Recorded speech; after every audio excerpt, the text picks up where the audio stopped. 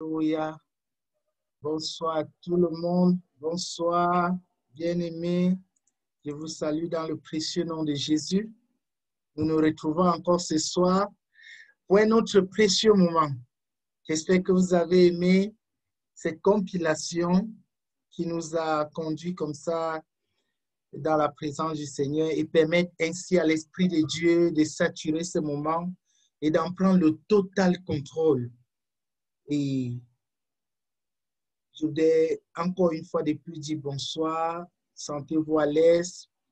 Ceci est un soir que le Seigneur a mis à part pour apporter une parole de consolation, de guérison, de restauration, de fortification à l'endroit de quelqu'un ce soir. Alléluia. Merci. Voilà, il y en a qui ont beaucoup aimé la compilation. Que le Seigneur vous bénisse. Alléluia. Nous allons commencer notre soirée, bien-aimés, comme tous les soirs. Nous retrouvons. Nous allons commencer par recommander ces moments entre les mains du Seigneur. Oui, nous avons adoré, nous avons adoré avec tous ces cantiques. Ouvre ta bouche, toi également, et commence à lui recommander, à l'adorer, à le reconnaître comme le Seigneur et le Maître de ce moment. Au nom de Jésus, nous sommes dans la prière. Père éternel, Jésus-Christ de Nazareth, ce soir encore, nous voulons reconnaître que tu es vivant et qu'en dehors de toi, il n'y a point d'autre Dieu. Père, nous voulons reconnaître que tout autre Dieu ne sont que des dieux morts. Toi, tu es vivant et tu vis pour l'éternité. Et ce soir encore, nous pouvons encore sentir et réaliser ta présence au milieu de nous. C'est pourquoi nous te supplions de continuer à remplir ce moment. Pendant que nous avons adoré par les cantiques, nous voulons également adorer par nos paroles. Papa, nous voulons dire combien nous te sommes reconnaissants, combien nous sommes reconnaissants pour tout ce que tu as fait pour nous le long de cette semaine, pour tout ce que tu as accompli, pour les délivrances, les guérisons, les restaurations, le salut que tu as apporté dans la vie des uns et des autres. Père, nous voulons encore ce soir te recommander ce moment par ton esprit, inonde ce moment, remplis ce moment, apporte ta main de grâce encore au milieu de nous, déploie ta toute-puissance et expose les œuvres de l'ennemi. Que Satan soit encore dans la honte, ce soit dans la vie de mon frère, dans la vie de ma soeur, au nom de Jésus. Libère cette parole qui va éclairer sa destinée, qui va repositionner sa vie et lui permettre ainsi, Père, d'accomplir le but et le plan pour lequel tu l'as envoyé sur la terre. Que toute la gloire te revienne, Père, au nom de Jésus-Christ de Nazareth. Nous avons prié et le peuple de Dieu dit Amen. Alléluia. Bienvenue, bien-aimés, bienvenue. Comme tous les soirs, nous prenons d'abord un temps de témoignage. Ceci pour reconnaître la bonté de Dieu. Et nous avons quelqu'un qui est impatient de témoigner. J'espère qu'elle est là. J'espère qu'elle est là. Je vais donner comme ça la parole à notre sœur Martine, qui a un témoignage pour la gloire du Seigneur. Oui, Martine, tu as la parole. Alléluia. Amen. Bonsoir, peuple de Dieu. Bonsoir. Je bénis tout d'abord le Seigneur qui m'accorde la grâce parce que je dis toujours, témoigner de la gloire de Dieu, c'est une grâce. Amen. Je lui dis merci pour la grâce qu'il m'accorde ce soir, encore une fois de plus, de témoigner de sa bonté. Notre Dieu est bon, pas parce que ce qu'il fait est bon, mais parce que c'est sa nature. Aujourd'hui, mon témoignage, je ne voulais pas mon témoignage fortifier quelqu'un, me fortifier moi-même aussi. Ça fait, je dis, c'est tellement long, je ne sais même pas où commencer. Au fait, ça fait déjà 2 ans, peut-être 3 semaines aujourd'hui qu'on m'a dépisté un cancer du sein. J'aimerais commencer par la genèse, si je peux dire ainsi, parce qu'il est important parfois lorsque nous témoignons, ce n'est pas seulement à dire « Oh, j'avais tel problème, voilà ce que le Seigneur a fait, gloire à Dieu ». Mais il est important que ceux qui nous écoutent parfois réalisent que le temps de l'épreuve jusqu'à l'accomplissement de au fait, jusqu'à la résolution du problème, il y a un grand fossé qui s'appelle la persévérance. Donc, on doit persévérer, persévérer, persévérer. Il faut d'abord croire à la foi et plus la persévérance. Donc, ce fut un soir de, je dirais, en 2017. Pendant que j'étais dans ma quête de rechercher le Seigneur, parce que quand je suis arrivée ici, dans ma localité, il n'y a pas d'église, il n'y a rien. Donc, à un moment donné, j'ai relâché. Et puis, suite à beaucoup de problèmes, je me suis retrouvée seule. Je n'avais personne pour me donner les conseils. Je suis dans une maison où personne n'a cru. Donc, c'est un peu difficile la marche avec le Seigneur en ce moment-là, surtout lorsque tu es dans certaines situations. Donc, un soir, me posant des questions, j'étais couchée là, je m'interrogeais. Par la suite, j'ai eu une sensation de démangeaison au sein. Bon, je me suis mise, j'ai envoyé la main pour gratter, juste j'avais besoin de mon index. Et puis, je constate que cette partie de la peau est un peu dure. Je me suis dit, ah, qu'est-ce qui se passe? Comme j'étais couchée, je me suis levée. Je me suis dit, ah, peut-être parce que je suis couchée. J'ai essayé de toucher. Je la sentais dure. J'ai eu un esprit de faire la palpation, mais je n'ai rien senti. Les deux seins étaient identiques. J'ai dit, ah. Je suis allée devant le miroir, j'ai regardé, j'ai trouvé comme une retraction de la peau. La peau semblait bizarre, comme si c'était un eczéma, je ne sais pas trop, juste un petit endroit. Et bon, quand j'ai vu ça, au fait, ça ne m'a rien dit. Moi, je me suis dit, ah, puisque j'ai fait la palpation comme on le demande, il n'y a pas de souci, il n'y a rien. Alors, ce moment est passé. Je suis allée consulter, parce que c'était en 20 juin 2017. En juin 2017, je vais consulter un gynécologue. Et ce jour-là, j'allais aussi dans l'intention de lui dire, voilà telle chose que j'ai découvert. Mais à ma grande surprise, quand je suis arrivée là, puisque c'était pour un bilan gynécologique, il a essayé de tout faire en fait. Il m'a fait la palpation ce jour-là, il m'a dit qu'il n'y a rien et tout. Et je me suis tue, je n'ai rien dit. Je suis rentrée à la maison. Je suis restée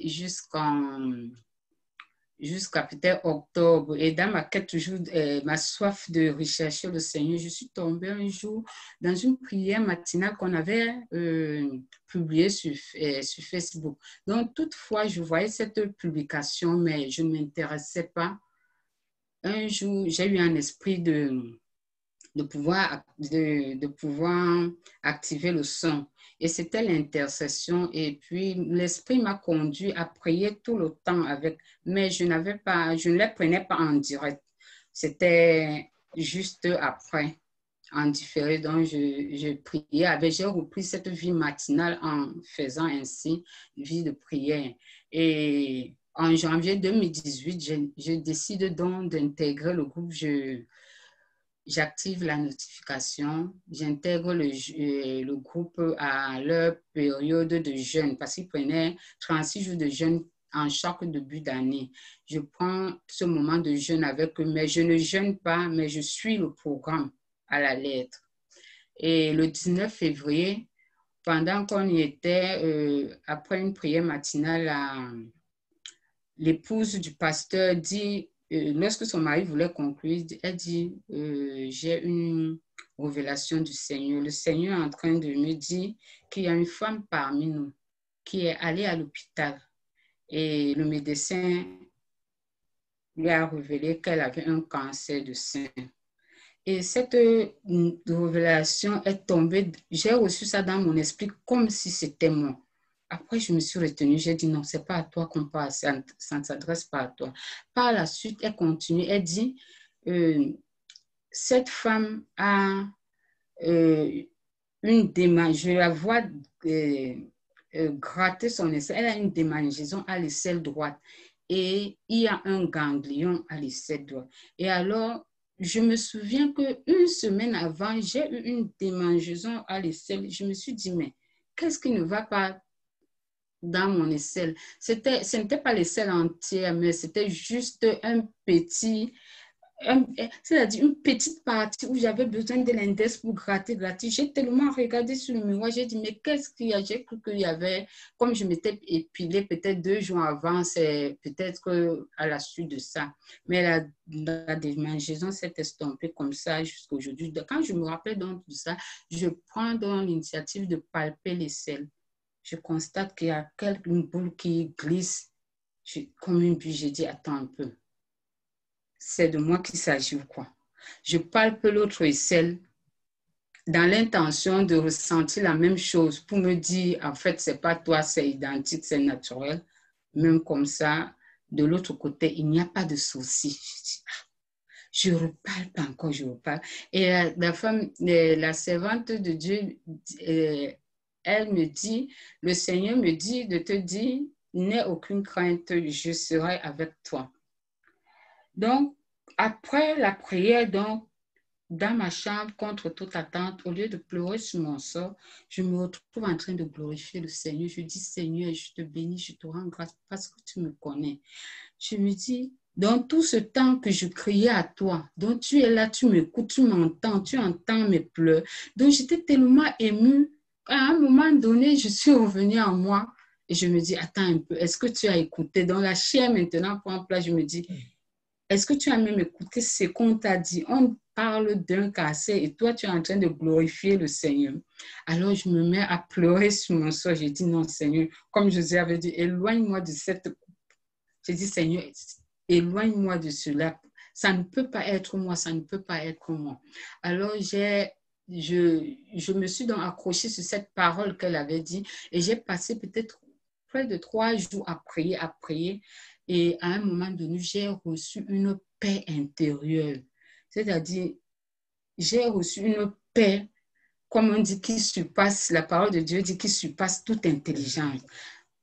Toute intelligence. Donc, ce qui fait que là, je n'avais plus aucun souci. Même quand je pensais à cette histoire, ça ne me faisait plus, ça ne me donnait plus de frissons, ça ne me donnait plus des inquiétudes. Mais je ne suis pas allée à l'hôpital tout de suite. On est comme ça en février.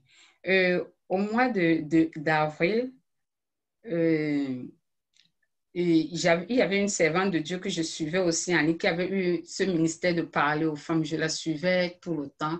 Elle décide un jour de prendre un temps de jeûne. Elle publie, elle dit 1 mois pour rechercher la face du Seigneur. La personne qui veut se lancer dans cette aventure s'inscrit. Ah, comme moi, j'étais dans ma quête de rechercher le Seigneur, je m'inscris. C'est comme ça que nous prenons un temps de jeûne. Deuxième semaine, au début de la deuxième semaine, on avait un moment d'édification de soi, on parlait, elle donnait des conseils sur la femme par rapport à la parole biblique. C'était un dialogue, quoi. Alors, un soir, elle arrive, elle dit, son esprit est triste parce que ça fait depuis la première semaine où le Seigneur lui a donné certaines révélations, mais elle voulait voir plus clair parce qu'elle ne savait pas de qui il s'agit, de qui il s'agissait. Alors, elle a interrogé le Seigneur. Le Seigneur lui a maintenant parlé clair et net. Elle dit, le Seigneur l'a révélé l'a montré 2 personnes. Une qui était sa cousine et une qui était dans le groupe qui avait le cancer de sein. Alors, je dis, encore cette nouvelle vient me suivre jusqu'ici. Et c'est des personnes qui ne me connaissent pas physiquement. Et les 2 servantes ne se connaissent pas non plus. Je dis, comment est-ce que cette révélation encore ici vient me suivre? Je dis, subitement, ça me vient à l'esprit quand Joseph disait au pharaon, si le rêve est venu 2 fois, ça veut dire que cela est arrivé. Zumachen und zuspannen. Nein. Ach. Ich war offen, diese Tür. S'il vous plaît, il y a des gens qui ouvrent leur micro. S'il vous plaît. Voilà, Martine, tu peux réouvrir ton micro, s'il te plaît. Alors, je me dis, certainement, cette révélation me concerne réellement. Parce que de l'autre côté, on me donne une révélation et j'arrive de l'autre côté, la même révélation revient. Ça veut dire que si je vais encore quelque part, certainement, ça va me suivre. Alors, voilà où je partage avec une sœur, peut-être une semaine après, une sœur en Christ. qui était dans le même groupe, qui avait participé au même programme. Elle me dit, comment tu peux dire ça? Je dis, non, là, j'ai la conviction, je suis convaincue. Voilà déjà des signes qui me prouvent qu'il s'agit de moi. Elle me dit que non, il faut aller à l'hôpital, ne conclue pas sans aller à l'hôpital. Et en avril, là, je ne suis pas partie tout de suite. J'attends encore. Je vais à l'hôpital en juin. Lorsque j'arrive à l'hôpital, je vais voir le médecin, le gynécologue que j'avais consulté en juin 2017 auparavant. Il me dit, mais tu étais ici récemment, est-ce qu'il y avait ce problème? Je lui dis, oui, il y en avait, mais comme tu avais fait la palpation, tu as dit qu'il n'y a rien. Je n'ai pas osé le dire.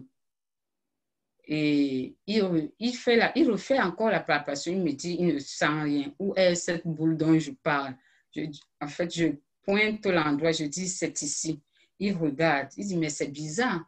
On dirait une retraction de la peau. Il dit, c'est bizarre. Il touche, il dit, oui, c'est dur. Il y avait une sage-femme qui était en stage là. Les deux disent que non, c'est bizarre. Au fait, il me dit, OK, va faire... il m'envoie faire la mammo et l'échographie. Je vais dans le faire. La dame qui me fait l'échographie me pose la question, ça fait depuis combien de temps que tu as ça? Je dis, ça va à plus d'1 an. Il me dit, comment ça? Et ce n'est que maintenant que tu viens à l'hôpital. Je dis, ah, peut-être le moment n'était pas encore arrivé. Elle me regarde, elle me met le dépassé. Elle me dit qu'il faudrait qu'on l'enlève parce que... Et elle me dit, vous avez de la chance parce que c'est vraiment superficiel. Il faudrait qu'on l'enlève, sinon ça sera dangereux. OK, je reviens, elle me donne mes résultats, je m'en vais voir le médecin. Le médecin, je lui demande aussi qu'est-ce que c'est. Il me dit, c'est un nodule. Là, maintenant, je ne peux pas me prononcer. Il faudrait que tu fasses la biopsie. Je suis donc allée, puisque j'étais dans un hôpital privé, je suis allée dans un hôpital d'État faire la biopsie parce que là où j'étais, on ne faisait pas.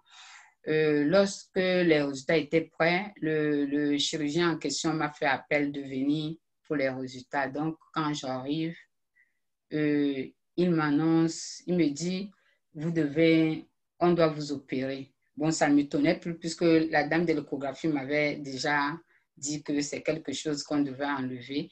Et il me dit, on ne peut pas vous opérer sans toutefois vous dire ce que vous avez. Vous avez un cancer du sein. Moi, comme j'étais déjà préparée dans mon esprit, et puis cette servante de l'Éternel nous avait exhortés par rapport à cette situation, j'étais forte dans mon esprit. Mais ma soeur qui n'était pas préparée, lorsqu'elle a entendu la nouvelle, elle s'est mise à pleurer. Donc, ce qui fait que moi-même, c'est comme si j'avais retenu les larmes quelque part. Donc, ça coulait comme un robinet. Et il nous a dit, au fait, ce sera une mastétomie partielle, on va juste enlever, mais on ne peut pas l'enlever, on ne peut pas m'opérer sans savoir à quel stade est la maladie. Je dis, OK, il m'envoie faire des examens, le step scanner, la scintigraphie osseuse, le scanner thoracico, c'est abdominaux, pelvien, tout ça, je suis seulement allée faire. Bon, les 3 examens étaient négatifs, mais sauf que dans le scanner thoracique, on constate qu'il y a une lésion suite à des antécédents. C'est ce qu'ils avaient écrit, qu'il y a des lésions suite à des antécédents. Donc, le médecin me demande est-ce que tu as déjà eu un problème de sein? Je dis jamais, je n'ai jamais eu un problème de sein. Je n'ai jamais eu, même petite douleur comme ça pour dire comme quoi, à moins que quand la femme saigne, elle a parfois des petites douleurs, mais à part ça, non. Il dit que mais c'est bizarre parce que le scanner montre qu'il y a des antécédents. Je dis, ah, moi-même, je suis surprise. Il m'envoie faire l'IRM. Et pendant que j'étais sous la machine, la dame qui faisait l'examen vient me voir, me pose la même question. Je lui dis non. Et elle me dit, c'est bizarre parce que on voit une lésion et c'est comme si ce problème avait déjà été et puis ça a recommencé selon ce qu'elle expliquait. Je dis, c'est bizarre, moi je n'ai jamais suivi un traitement, je n'ai jamais eu un problème de sein. Et on constate donc que la première échographie que j'avais faite n'avait pas révélé ce problème. Et ce nodule était à 5 cm en dessous de la première et qui s'avérait plus dangereuse que la première. Mais à la palpation, on ne sentait rien. Je reviens voir le médecin. Ce jour-là, on m'a encore prélevé, on a fait la biopsie. Et lorsque je suis allée revoir le chirurgien me dit maintenant, les résultats ont changé parce que la décision a changé. Ce ne sera plus une mastéctomie partielle, mais elle sera totale. Pourquoi? Parce qu'ils ont trouvé que s'il fallait enlever le premier nodule, enlever la glande mammaire, enlever le second, il devait rester un reste de peau. Et reconstituer un reste de peau, ça ne pouvait pas être agréable à la vue. Et puis, il y a un risque de reconstitution de la maladie. Donc, il fallait, en tout cas, la décision venait de moi si je voulais les restes ou pas. Finalement, j'ai pris la décision qu'il fallait qu'on enlève. Et ce qui m'a surpris ce jour, lorsque nous sommes arrivés, quand on a annoncé cette seconde nouvelle, parce que là, pour l'autre, là, je ne m'y attendais pas. Pour moi, c'était comme un coup de massue que j'ai reçu dans la tête. Mais curieuse, j'avais toujours ma paix intérieure. Il est bien vrai, on dit, la chair est faible, mais j'avais toujours une paix intérieure. Je n'étais pas toujours inquiétée. Et je me suis mise à pleurer au même moment que ma soeur, parce que j'étais dépassée. Plusieurs images défilaient dans ma tête. Je me demandais comment ce sera, se retrouver peut-être avec un sein et tout et tout. Alors, pendant que je pleurais, mon petit-neveu qui avait à peine 3 ans, parce qu'il n'avait pas encore commencé l'école, il vient parce qu'il avait l'habitude d'entrer dans la chambre, il me trouve, il veut toucher la Bible. Je dis non, c'est le livre de Papa Jésus, on ne joue pas avec ça et tout et tout. Et par moment, il entrait, je lui disais, il faut qu'on prie. Quand tu te lèves le matin, il faut prier, il faut dire merci à Papa Jésus. Alors, il vient près de moi. Il me dit, Tata, pleure plus. Tata, pleure plus. Papa Jésus est avec toi. Il repart, il tourne. Quelques 10 minutes après, on était toujours là. Il revient. Sa maman, elle est en train de pleurer. Il ne s'inquiète pas de sa mère. Il revient vers moi. Il dit, Tata a dit que pleure plus. Papa Jésus est avec toi. J'ai dit que oui, bébé, j'ai compris. Et lorsqu'on entrait dans la voiture, puisque j'étais assise derrière avec lui, il se retourne, il me regarde, il envoie la main, il essuie mes larmes. Il dit, Papa Jésus est avec toi. C'est après que je me rappelle de ce que la servante de Dieu avait dit. Il a dit, je serai avec toi. Alors je me dis, comme Dieu parle tantôt d'une manière, tantôt d'une autre, j'ai compris qu'il m'a parlé encore au travers de cet enfant. Et même quand je suis arrivée à la maison, il voyait mes larmes couler, il ne me disait plus rien. J'ai compris que Dieu m'avait parlé au travers de lui. Et là où Dieu est bon, on se rend compte que parfois nous nous inquiétons de certaines situations lorsque nous sommes au courant, alors que l'Éternel nous délivre de tant bien de situations et qu'on ne connaît pas. Parce que on me dit qu'il y a eu des lésions suite à des antécédents. Certainement, ce problème avait eu lieu et que l'Éternel m'avait délivré. Je n'étais pas au courant. Alors, je me suis mise à me poser la question, quelle est la porte que j'ai ouverte? Certainement, j'ai ouvert une porte et l'ennemi a profité et a frappé ma connexion instable. Peut-être que j'ai ouvert une porte et j'ai essayé de rechercher et j'ai compris que j'avais ouvert une porte quelque part. Alors, maintenant, la dame, l'autre servante de l'Éternel qui avait eu la deuxième révélation, m'a appelé, elle m'a exhorté, elle m'a donné le témoignage de sa maman, elle m'a parlé, elle m'a dit que je sais que les médecins vont te dire que le cancer est lié à la mort, mais nous, enfants de Dieu, aucune maladie n'est liée à la mort. Nous avons le sang de Jésus qui nous donne la vie. Donc, tu te tiens sur le sang de Jésus. Elle m'a tellement exhorté que le jour-là, lorsqu'elle a fini, elle a raccroché, je me suis levée, j'ai dit, cancer, toi. Les gens ont peur de t'appeler par ton nom, mais moi, je ne t'appelle pas pas ton nom. Mon esprit te rejette, mon âme te rejette, mon corps te rejette. À partir d'aujourd'hui, je ne verserai plus de larmes pour toi. Et je ne mourrai pas, moi je vivrai, je témoignerai de la gloire de l'Éternel parce que l'Éternel m'a déjà guéri par ses maîtresses. Et depuis ce jour-là, je n'ai jamais prié, Seigneur, guéris-moi. Je rendais grâce à Dieu parce qu'il m'a déjà guéri. Je pouvais dire, Seigneur, accorde-moi la santé divine, mais pas que Seigneur guéris-moi parce que j'étais convaincue que le Seigneur m'a déjà guéri. Et c'est dans cette lancée, c'est dans cet état d'esprit que j'ai marché. Et lorsque je devais me faire opérer, parce que j'avais rappelé la première servante pour lui dire, voilà ta révélation, voilà ce que ça a donné. Et ce jour-là, elle me dit, OK, avant d'aller te faire opérer, appelle-nous à la veille, nous allons prier pour toi. J'ai dit, OK, je les ai appelés, ils ont prié pour moi. Et lorsque j'allais me faire opérer, l'autre second groupe, on avait ce qu'on appelait souvent marathon de prière. Donc, de minuit, on avait un groupe Facebook.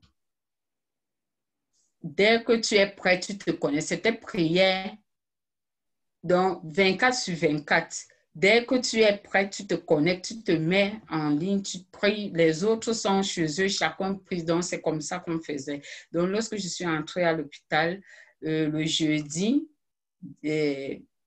pour être opérée le vendredi, ils sont entrés en prière jeudi à minuit. Dans la journée de jeudi à minuit, jusqu'à ce que je les appelle de l'hôpital que l'opération a été faite. Et le chirurgien est sorti ce jour-là, parce que quand je suis rentrée, je suis sortie, l'opération s'est très bien passée. Moi, je me suis réveillée, je me demandais j'étais où. Et l'anesthésie n'était pas là pour me tourmenter. C'est-à-dire, c'est comme si je dormais et que je me suis réveillée subitement du sommeil. Et le médecin est venu me trouver à la salle. Il me dit, l'opération s'est passée sans aucune difficulté. Nous n'avons eu aucune difficulté pour faire cette opération. J'ai rendu grâce à Dieu. Parce que quand un médecin vous dit cela, avec le visage rayonnant, sachez que tout s'est bien passé. Donc, c'est comme ça que j'ai compris que l'Éternel était en train de faire son œuvre.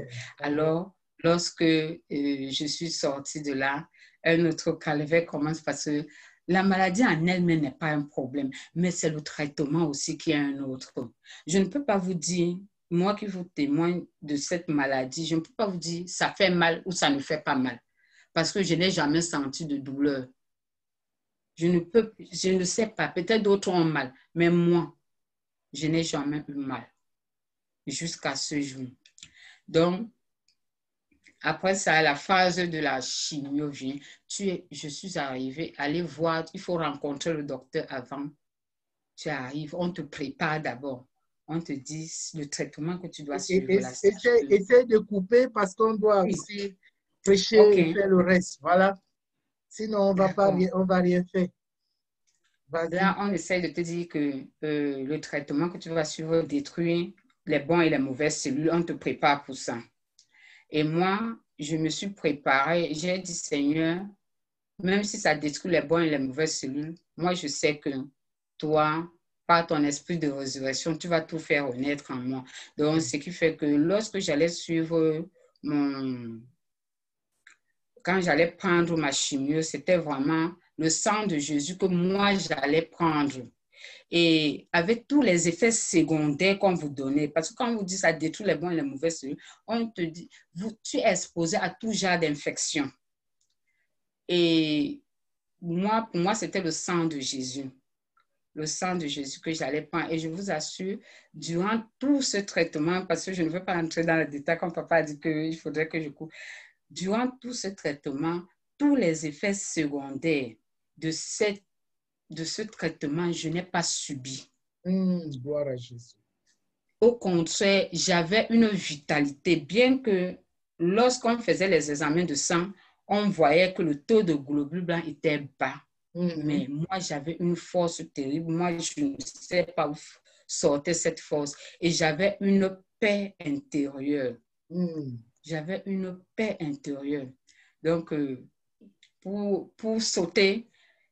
Là, maintenant, tout ce moment de traitement s'est très bien passé. Mais j'ai une anecdote. Le premier jour de mon traitement, parce qu'on vous donne plusieurs médicaments pour déjà combattre la nausée, les vomissements, les vertiges et tout, afin de vous donner le traitement en question.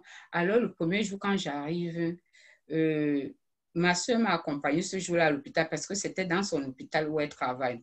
Elle me présentait à ses collègues. Ses collègues disaient que, mais attends un peu, tu dis que c'est ta soeur qui est malade ou c'est toi qui es malade? Parce qu'elle était plus abattue que moi. Moi, j'étais toujours là.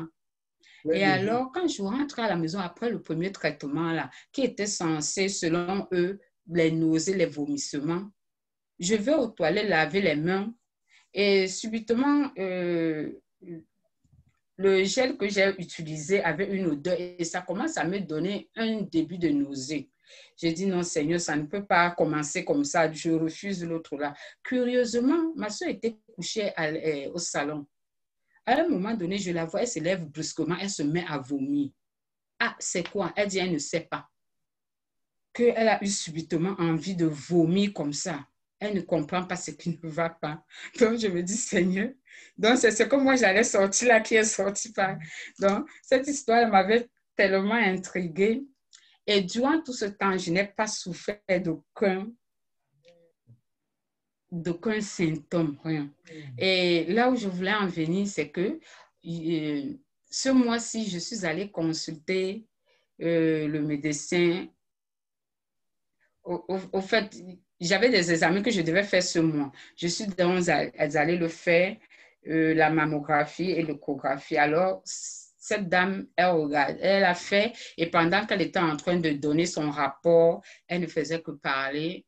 Quand elle a fini son rapport, elle était là, elle essayait d'imprimer les clichés et tout. Elle ne faisait que dire, oh, que la santé, que c'est merveilleux quand on a la santé. Elle ne faisait que se répéter, elle disait, mais je ne m'intéressais même pas trop à elle. Et après, lorsqu'elle finit, elle me dit, Madame, vous êtes en santé. Elle ne me dit pas, vous êtes guérie, mais elle me dit, vous êtes en santé. Amen. Alors, je dis, mère, qu'est-ce qui se passe là? Est-ce que j'entends? Mais je dis, vous dites quoi? Elle me dit, vous avez la santé. Amen. Alors, je dis, Seigneur, je glorifie ton nom. Amen. Je glorifie ton nom. Parce que me dire que j'ai la santé, ça veut dire que la guérison même, ça a dépassé le stade de la guérison. Oui, ça a dépassé le stade de la guérison. Donc, c'est comme ça que... Et je me rappelle, parce que après le traitement de la chimie, on te met sous l'hormonothérapie et on t'avise que ce traitement peut te donner le cancer de l'utérus. Et lorsque le médecin m'avait dit ça, quand je suis sortie de là, j'ai dit que si mon père m'a déjà guéri du cancer du sein, c'est le cancer de l'utérus qui viendra encore me donner. Alors, quand je suis allée faire le fotis, l'oncologue m'avait demandé d'aller voir le gynécologue pour qu'il me fasse un bilan de santé. J'arrive là, et lui, il me fait que le fotis. Il dit que oui, je sais, c'est le fotis. Et je lui demande, je viens donc chercher le résultat quand il me dit que, en tout cas, je vais transmettre les résultats à l'oncologue. Mais s'il y a un problème, je vais t'appeler. Quand je sortais, il n'y aura jamais de problème et tu ne m'appelleras jamais. Et c'est comme ça que je suis partie. Depuis un mois, il ne m'a pas appelé. Donc, j'ai compris que même là-bas, il n'y a pas de problème. Donc, je viens rendre grâce à Dieu. Je viens rendre grâce à Dieu. Mon témoignage n'est pas fini. Il y a la suite du témoignage. Là, je vais continuer un autre jour. Parce que c'est un autre témoignage qui a engendré l'autre. C'était tellement long. Et je voulais... juste pour que j'ai voulu amener les gens pour qu'on comprenne la persévérance qu'il y a dans tout cela. Mais je rends grâce à Dieu. Alléluia, alléluia. Amen. Nous bénissons le Seigneur pour la santé parfaite que le Seigneur t'a donnée et la foi, la persévérance, la capacité de tenir dans la parole, qui n'est pas évident parce que quand on passe de tels moments, c'est très, très complexe. Je parle parce que j'en connais, je sais ce que c'est que suivre quelqu'un qui passe par le cancer. J'ai vécu ça et je sais ce que c'est. Je sais la souffrance qui est accompagnée à tout cela et je bénis le Seigneur pour ta force et pour la capacité qu'il a déposée en toi. Sois béni au nom de Jésus. Wow. Nous gardons la deuxième partie pour la prochaine session. Là, elle achèvera. Amen. Amen, bien-aimés. Je salue tous ceux qui viennent de nous rejoindre. Vous avez écouté le témoignage de notre sœur Martine, qui a été, je vais conclure la partie parce qu'elle va revenir pour nous dire à la fin, mais je dis déjà à la fin, elle a été guérie du cancer du sein. Alléluia. Donc, elle est partie d'un long déroulé et nous n'étions pas encore arrivés, mais à cause du temps, nous allons écouter la deuxième partie, la prochaine session. Alléluia. Et nous avons voulu qu'elle explique pas à pas pour que ça puisse édifier, fortifier quelqu'un, encourager quelqu'un à ne pas lâcher prise et à croire que Dieu, au thème de la persévérance, couronne toujours ta foi de succès. Amen. Couronne toujours ta foi de succès. Voilà, bien-aimés, nous avons écouté le témoignage de Martine et nous allons écouter également la parole pour davantage entrer dans ce que, dans ce que nous voulons faire ce soir. Alléluia. Je vais prier pour quelqu'un à partir de ces témoignages. Quelle que soit la douleur, quelle que soit la souffrance, quelle que soit l'attaque sur ta santé, quelle que soit l'oppression qui t'amène à croire que les choses n'évoluent pas ou ne sont pas en train d'évoluer, sur la base de ce témoignage, je prie afin que la main de délivrance de Dieu accélère ta saison de visitation, accélère ta saison de visitation, accélère ta saison de visitation, accélère ta saison de visitation. Au nom de Jésus-Christ de Nazareth, toute attaque de ta santé, physiquement, spirituellement, émotionnellement, intentionnellement, socialement, financièrement, par l'onction qui accompagne ce témoignage, je commande la restauration dans ta vie. Je commande la restauration dans ta vie. Je commande la santé parfaite dans ta vie. Je commande la santé parfaite dans ta vie. Au nom de Jésus-Christ de Nazareth, que l'Éternel justifie ta foi et qu'il honore ta foi. Au nom de Jésus-Christ de Nazareth, tout va bien. Tout va bien pour toi. Au nom de Jésus, nous avons prié. Amen. Alléluia. Nous bénissons le Seigneur. Ce soir, je vais partager sur un thème. Ce sera une série d'enseignements. Et nous parlerons de l'impact, de l'imparfait, de l'impact. Et spécifiquement, nous allons avoir comme thème ce soir les secrets pour un impact véritable. Les secrets pour un impact véritable. Vous savez, le plan de Dieu n'a jamais changé. Le plan de Dieu a été et a toujours été que nous fassions de l'impact. Dieu a créé l'homme afin qu'il fasse de l'impact. Dieu a créé l'homme afin qu'il établisse des choses incroyables, afin que la même manifestation qu'il fait au ciel, que l'homme le fasse sur la terre. Et l'impact, c'est quoi, bien-aimé? C'est la capacité de produire des résultats visibles. L'impact, c'est quoi? C'est le fait de produire des résultats visibles, des résultats palpables. Et donc, il est important pour nous de pouvoir avoir des résultats palpables, visibles dans tous les domaines de notre vie. Dieu ne nous a pas créés afin que nous soyons cachés dans les ténèbres. Dieu ne nous a pas créés afin que nous marchions à l'arrière des hommes. Dieu ne nous a pas créés afin que nous soyons des suiveurs. Dieu nous a créés afin que nous soyons des leaders, afin que nous soyons des femmes, des hommes et des femmes d'impact. Alléluia. Et donc, ce soir, nous allons commencer cette série d'enseignements et nous allons commencer par lire la parole de Dieu dans le livre de Proverbes chapitre 4. Proverbes chapitre 4. Proverbes chapitre 4, le verset 18. Proverbes chapitre 4, le verset 18. Je vais lire au nom de Jésus. Et voici ce qu'il est écrit dans la version Semeur. Il dit, le sentier des justes est comme la lumière de l'aurore, dont l'éclat ne cesse de croître jusqu'en plein jour. Je reprends la lecture. Le sentier des justes est comme la lumière de l'aurore, dont l'éclat ne cesse de croître jusqu'en plein jour. Amen. Je lis dans la version Louis II. Il dit, le sentier des justes est comme la lumière resplendissante, dont l'éclat va croissant jusqu'au milieu du jour.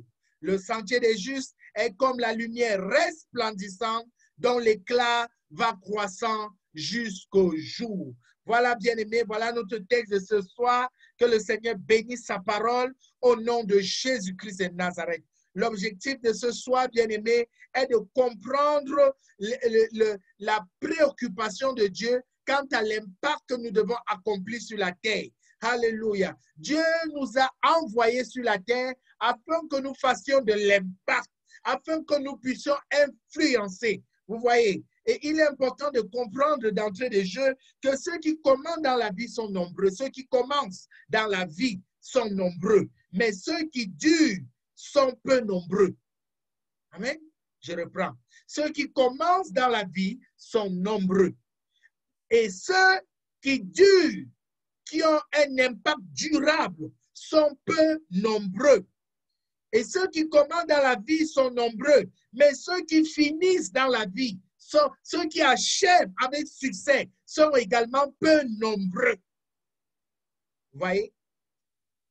Et le plan de Dieu pour son peuple est de commencer et de bien commencer et de continuer plus à l'avant et de finir avec preuve, avec impact. Vous voyez un peu. Donc, et quand nous regardons ce que Salomon va dire dans le livre des Proverbes que nous venons de lire, il dit le sentier des justes, le chemin du juste, la voie du juste, vous voyez, est comme la lumière resplendissante. Il n'a pas dit simplement la lumière, il a dit la lumière resplendissante. Et la version seconde dit la lumière de l'aurore. Quand vous voyez l'aurore, l'aurore c'est le commencement. C'est le commencement du lever du jour. Et quand le lever du jour, c'est le commencement du lever du jour, c'est le commencement du soleil, de l'annonce du soleil dans la journée. Et cela va jusqu'au midi au firmament. Et à midi, nous avons le plein soleil.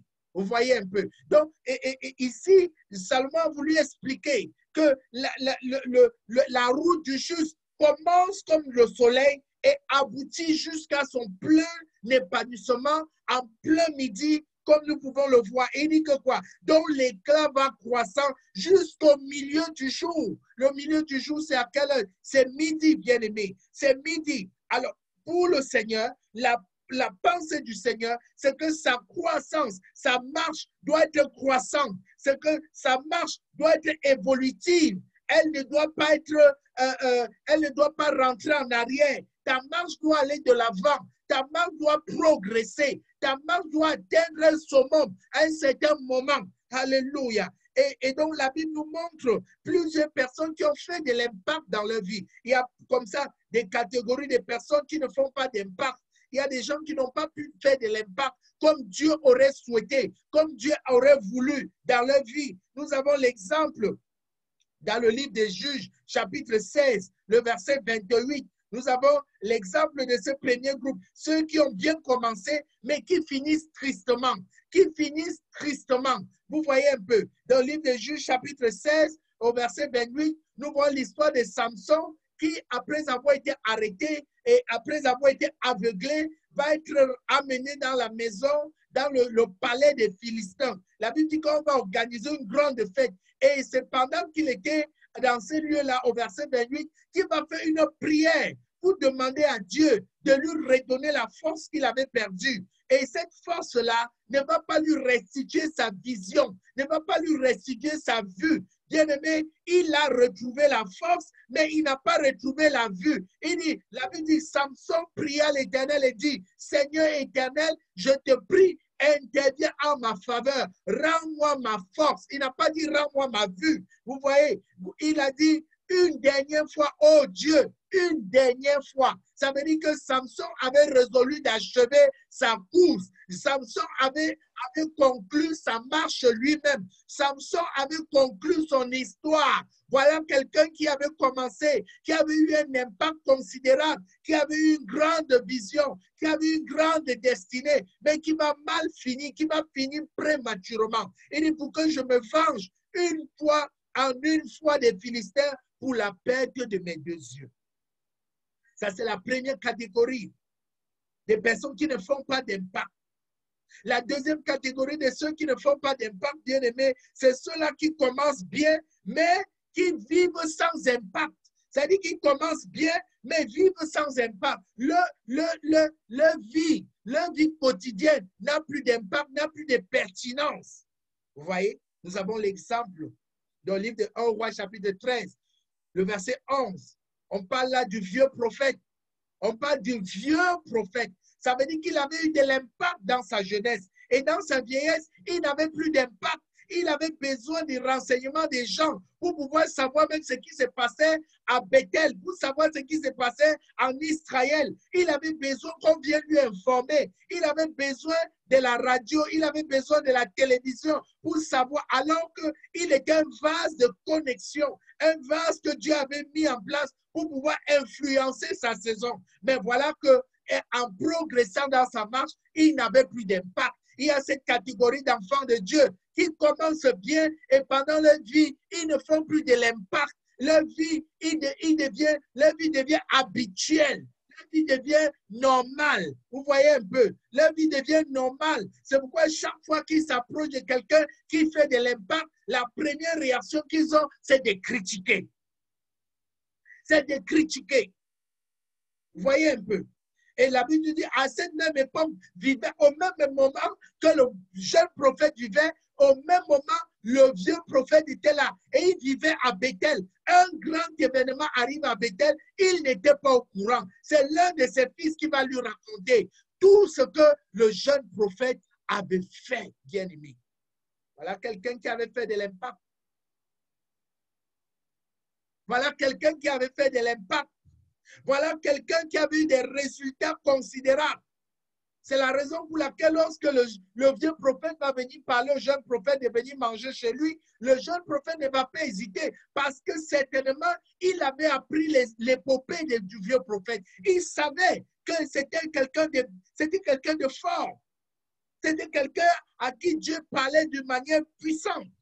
Mais voilà que dans sa vieillesse, il n'écoutait plus. Voilà que dans sa vieillesse, il était entré dans une vie monotone. Dans une vie monotone. Alléluia. Ceci est la deuxième catégorie des personnes qui ne font pas de l'impact. La troisième catégorie des personnes qui ne font pas de l'impact, bien aimé. Ce sont ceux-là qui ont commencé, mais sont distraits sur le parcours de leur marche. Sont distraits sur leur course, sont distraits par plus de choses, sont distraits par des femmes, sont distraits par toutes sortes de distractions. Les femmes, la boisson, la vie mondaine, sont distraits sur leur parcours. Alors, ils n'arrivent pas à atteindre l'objectif que Dieu les avait appelés à faire. Prenons par exemple revenons sur l'exemple de Samson. Samson, à qui Dieu avait interpellé à une grande destinée. Le voilà qui va être distrait sur la marche par une femme du nom de Delilah. Vous voyez un peu. Delilah qui veut dire faible. Delilah voulait dire faible. Alors Delilah a affaibli Samson dans sa marche. Delilah a affaibli la vie spirituelle de Samson. Delilah a affaibli sa connectivité avec Dieu. Delilah a affaibli sa confiance avec Dieu. Bien-aimé, je ne sais pas c'est qui t'a affaibli de manière à ce qu'aujourd'hui tu n'arrives plus à faire de l'impact comme au début de ta foi, comme au début de ta conversion. Je ne sais pas pourquoi. Je ne sais pas qu'est-ce qui te distrait aujourd'hui. Peut-être c'est la télévision, peut-être c'est Facebook, peut-être c'est peut-être c'est Facebook ou Facebook, bien-aimé. Peut-être, je ne sais pas moi, les réseaux sociaux, tu es dessus chaque matin, midi, soir, tu n'as plus de communion. Du coup, ta vie est devenue tiède. Ta vie spirituelle est devenue tiède. Ça n'a plus d'impact. Voilà. Alors, tu ne peux plus faire de l'impact. La quatrième catégorie des personnes qui ne font pas de l'impact, bien aimé, ce sont ceux-là qui ont bien commencé, mais tombent dans l'erreur. Mais tombent dans l'erreur. Ils tombent dans l'erreur. La Bible nous parle dans le livre de 2 Pierre, chapitre 2, le verset 22. 2 Pierre chapitre 2, le verset 22. Il est arrivé, ce que dit un proverbe vrai. Le chien est retourné à ce qu'il avait vomi. Le chien est retourné à ce qu'il avait vomi. Vous voyez beaucoup d'enfants de Dieu qui retournent, qui rétrogradent, qui retournent à ce qu'ils avaient vomi hier. Oui, bien-aimés, c'est ceux-là qui ne font pas de l'impact. Ils ont bien commencé. À un moment donné, ils ont regretté l'Égypte d'où ils étaient sortis. Ils ont regretté le pain de l'esclavage. Ils ont regretté l'eau de l'esclavage. Ils ont regretté la vie de l'esclavage. Oui, bien-aimé. Ceci est une autre catégorie. Une autre catégorie. C'est pourquoi nous devons nous détacher ce soir. Dieu t'a créé pour faire de l'impact. Dieu t'a créé pour faire de l'impact. Dieu t'a créé pour faire de l'impact. Si vous regardez dans le livre de Genèse chapitre 1, le verset 22, le verset 28, vous voyez la même chose que Dieu va répéter. Il va répéter une même parole. Et Dieu les bénit. Il dit, soyez féconds, multipliez. Dieu les bénit. Et 2 points. Dieu les bénit. 2 points, soyez féconds, multipliez. Assujettissez, dominez. Vous voyez, bien aimé.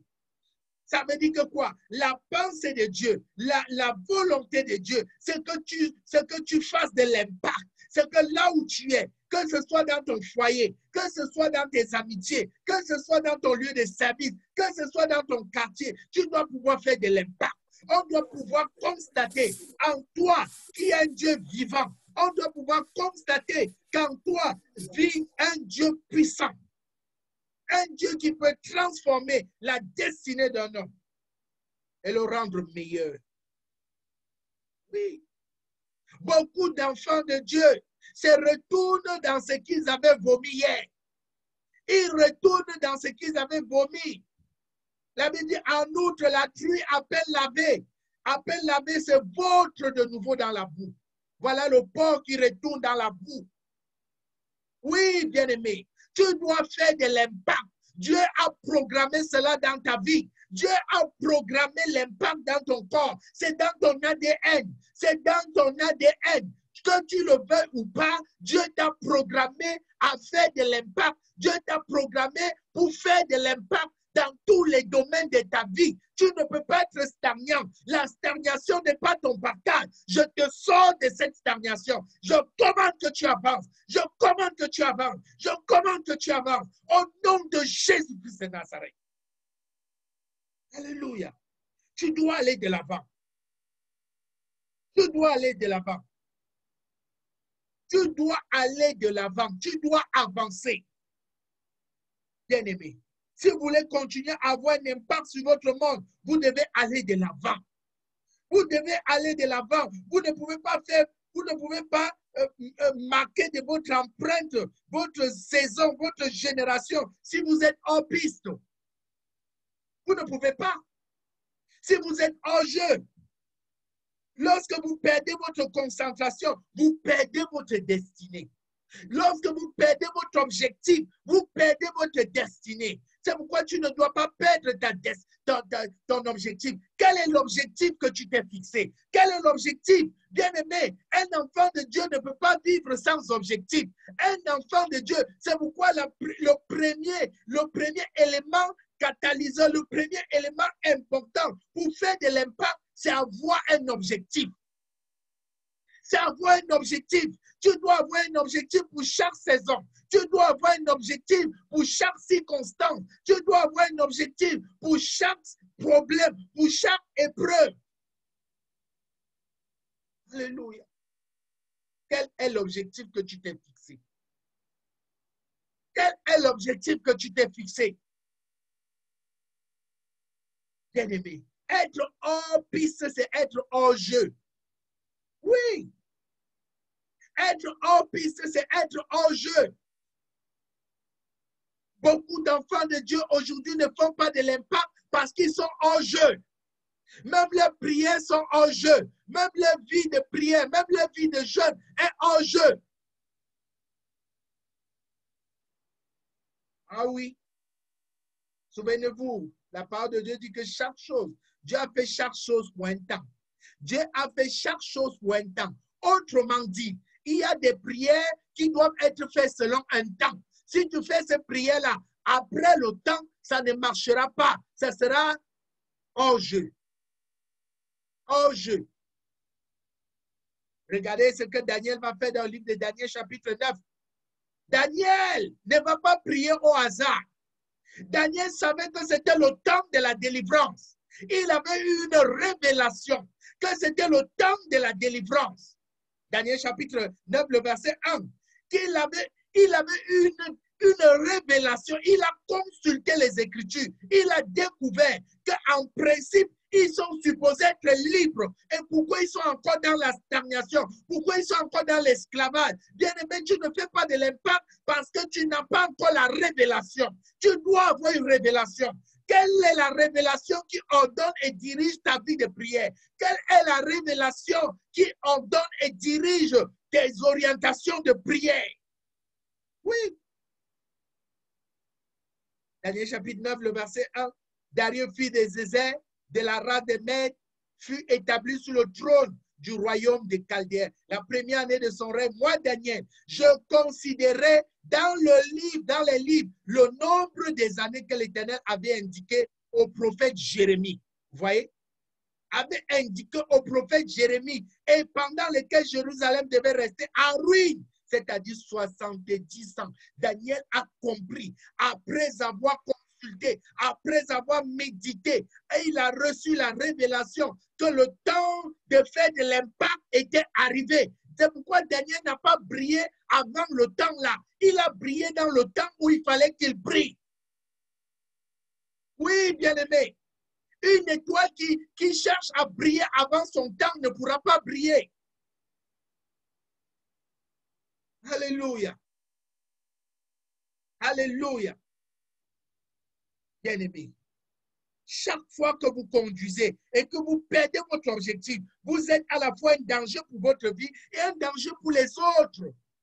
Un danger pour les autres. Un danger pour vous, un danger pour les autres. Amen. Qu'est-ce qui distrait ton chemin? Qu'est-ce qui t'empêche? Qu'est-ce qui t'arrête en route? Qu'est-ce qui t'empêche d'évoluer? Qu'est-ce qui t'empêche qu'est-ce qui te distrait? Qu'est-ce qui te distrait? Oui, bien-aimé. Je vais nous donner quelques points de ce qui nous distrait sur le chemin. La première chose qui nous distrait, c'est la fausse compétition. La fausse compétition. Oui, bien-aimé. Beaucoup d'enfants de Dieu se lancent dans une compétition inutile. Inutile. Ils se lancent dans une compétition avec d'autres chrétiens. Oh Seigneur, je veux que tu fasses ceci pour moi comme tu as fait pour Y. Ça n'a rien pour glorifier Dieu. C'est une compétition. Parce qu'il souhaite qu'on parle de lui aussi. Parce qu'il souhaite qu'on entende aussi parler de lui. Oui, bien-aimé. Tu dois faire attention à cela. Ne te lance pas dans la compétition. Ne te lance pas dans une fausse compétition. Ne te lance pas dans une fausse compétition. Ne te lance pas dans une fausse compétition. Fais ce que tu peux faire. Fais à ton niveau ce que tu peux faire. Et Dieu fera le reste.